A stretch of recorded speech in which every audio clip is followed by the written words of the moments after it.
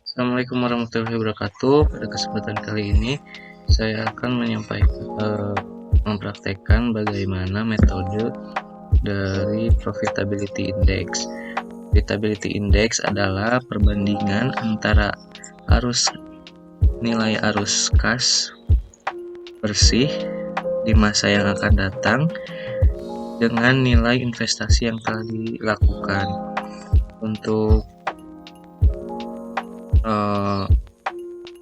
modelnya juga sama seperti metode NVP. Kita tinggal memindahkan datanya seperti ini, mesin A dan mesin B. Untuk rumus profitability index ini gunakan rumus sama dengan total present value dibagi dengan initial investment. Ini juga sama, total present value dibagi dengan initial investment. Ini mesin A dan mesin B berbeda. Yang layak itu kalau profitability index itu yang atau yang tidak rugi itu lebih dari 1. Jadi untuk ini mesin A lebih unggul daripada mesin B. Dan untuk kesimpulannya mulai dari payback periode, ARR, NPV, IRR, dan PI, mesin A lah yang layak atau menguntungkan dibanding dengan mesin B. Itu kesimpulan untuk mesin A dan mesin B dari investasi seperti itu. Yang selanjutnya adalah break even point. Break even point merupakan sarana untuk mengetahui pada jumlah produk berapa total revenue dan sama dengan total cost. Misalnya untuk suatu perusahaan dengan jumlah produk 20.000 unit dengan harga jual per unitnya itu 250. Ini untuk mengetahui total penjualan menggunakan rumus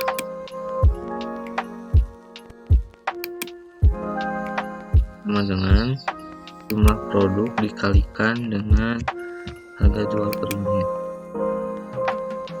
Perusahaan mendapat nilai total penjualannya sebesar 5 juta. Dan selanjutnya break even point dalam unit menggunakan rumus atau biaya tetap dibagi dalam kurung harga per unit dikurangi biaya variabel per unit.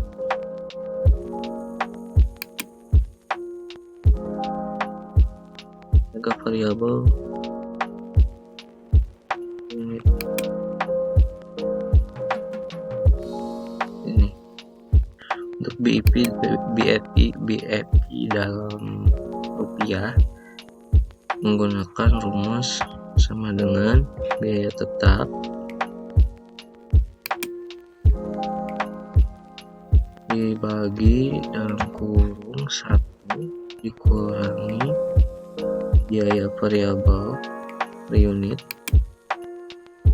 dibagi harga jual per unit.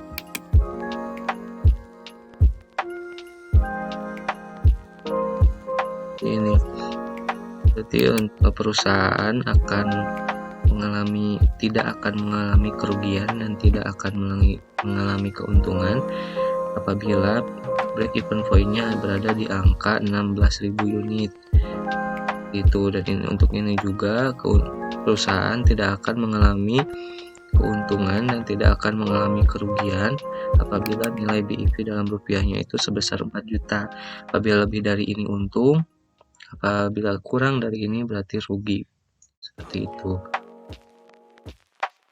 Yang selanjutnya adalah profitability ratio atau PR terbagi menjadi 4. Yang pertama profit margin. Untuk profitability ratio itu Gunakan untuk mengukur tingkat efektivitas pengelolaan perusahaan yang ditunjukkan oleh jumlah keuntungan yang dihasilkan dari penjualan dan investasi. Yang pertama, untuk profit margin, misalkan perusahaan PT Nisrina Sidki Alia mempunyai data net operating income atau laba bersih itu sebesar 4 juta dan data penjualannya itu sebesar 24 juta. Untuk mengetahui profit marginnya itu menggunakan rumus sama dengan laba bersih dibagi dalam kurung laba bersih dibagi dengan penjualan terus dikali 100%. Itu rumusnya. Berarti profit marginnya berada di kisaran 16,7%. Untuk yang kedua, earning power. Contohnya misal PD Wapa mempunyai data net operating income atau laba bersihnya sebesar 4 juta dengan total aset 15 juta. Mengetahui earning powernya juga sama, yaitu gunakan rumus laba bersih dibagi dengan total aset dikalikan 100%. Berarti earning powernya itu sama dengan 26,7%. Yang ketiga, return of investment. Contohnya misal CP Jaya mempunyai data net operating income atau laba bersih itu sebesar 4 juta dan TI atau total investmentnya itu 12 juta. Untuk rumusnya juga sama dengan laba bersih dibagi dengan total investment kali 100%. Untuk return of investmentnya itu di kisaran 33%. Yang keempat itu rentabilitas modal sendiri. Untuk contohnya misal PT IKI nih mempunyai net operating income-nya, datanya itu net operating income-nya itu sebesar 10 juta dengan bunga 5%, pajak 10% dan modal sendiri dari PT IKI itu 20 juta. Sebelum mengetahui rentabilitas modal sendiri, kita harus mengetahui jumlah earning after tax-nya. Untuk rumus earning after tax-nya seperti ini, sama dengan laba bersih dikurangi dalam kurung laba bersih dikali dengan bunga 5% ditambah laba bersih kali dengan pajak 10%. Untuk earning after tax-nya 8.500.000. Kita pindahkan ke sini.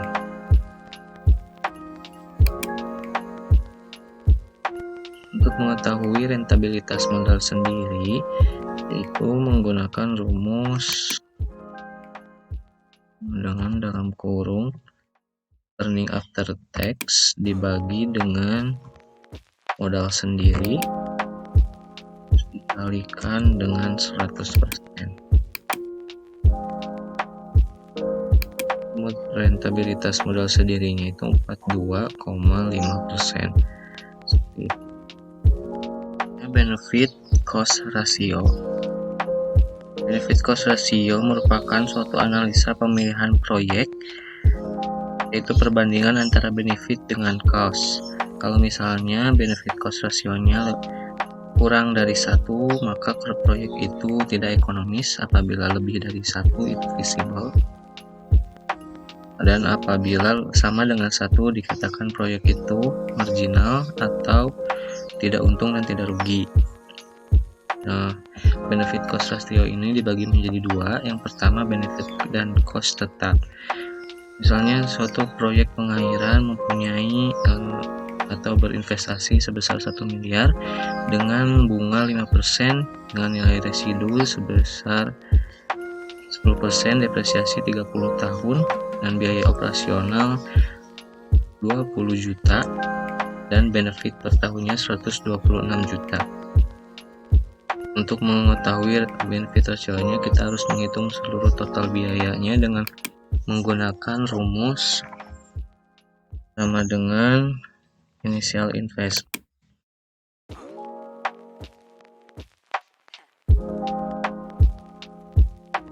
Initial investment dibagi kali bunga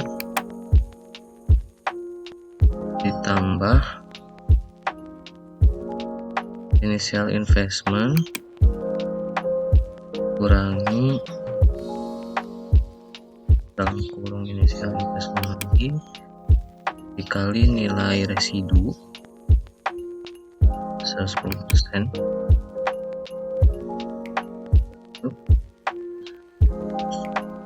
dibagi depresiasi selama 30 tahun ditambah biaya operasional.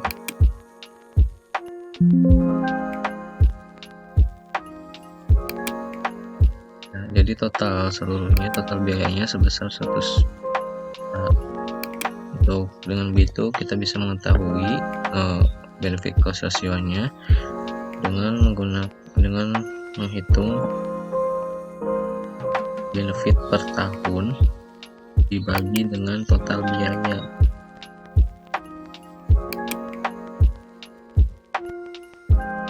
Berarti untuk contoh ini,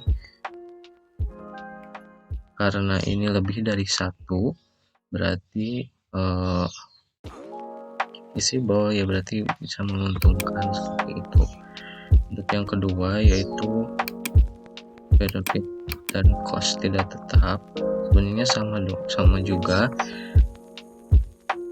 Misalnya seperti suatu proyek berinvestasi selama 3 tahun sebesar 1 miliar dengan bunga bank yang berbeda dan depresiasi selama 30 tahun, nilai residu 10%, biaya operasional 20 juta dan benefit per tahunnya 126 juta. Ini juga sama rumusnya, investment dikalikan dengan residu terus ditambah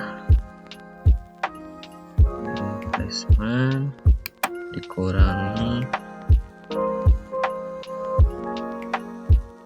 initial investment dikali dengan nilai residu sebesar 10% dibagi depresiasi selama 30 tahun ditambah biaya operasional 100 juta. Ini benefit tahun dibagi dengan total biaya. Ini untuk tahun kedua dan tahun ketiga juga sama menggunakan rumusnya, kita kopikan saja.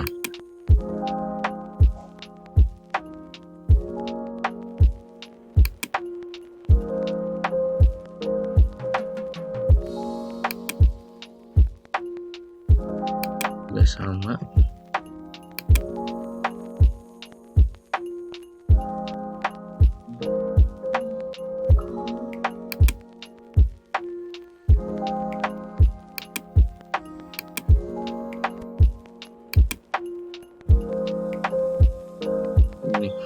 Jadi untuk proyek ini, yang untuk contoh yang benefit cost tidak tetap, setiap tahunnya menurun seperti itu.